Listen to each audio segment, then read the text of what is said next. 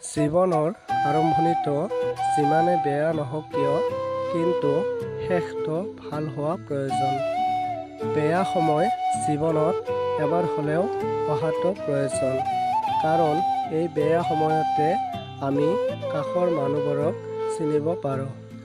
বুজাই দিয়ে আচলতে মানুহবোৰ কেনেকুৱা আছিল আৰু আমি তেওঁলোকক কেনেকুৱা ভাবিছিলোঁ। এটা কথা সদায় মনত ৰাখিবা, জীৱনত কঠিন পৰিস্থিতি আহিবই, কাৰণ কঠিন পৰিস্থিতি অহাটো পাৰ্ট অফ লাইফ, আৰু এই কঠিন পৰিস্থিতিৰ পৰা জয়লাভ কৰাটো আৰ্ট অফ লাইফ।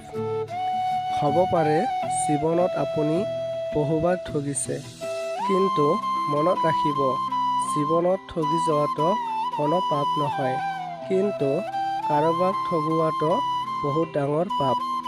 কাৰণ আমি মানুহৰ তৈয়াৰ কৰা CCTVৰ পৰা বাচিব পাৰিলেও ভগৱানৰ তৈয়াৰ কৰা CCTVৰ পৰা কেতিয়াও নিজকে বচাব নোৱাৰি।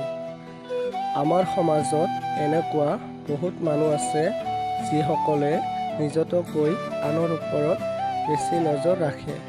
সেয়েহে তেওঁলোকক কৈছোঁ, আনৰ ওপৰত PhD কৰাতকৈ বহুত ভাল হ'ব নিজৰ ওপৰত গ্ৰেজুৱেশ্যন কৰি লোৱা।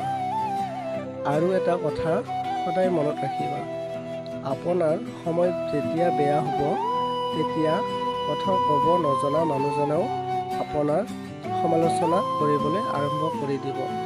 শুনিবলৈ বেয়া লাগিলেও এইটোৱেই বাস্তৱ।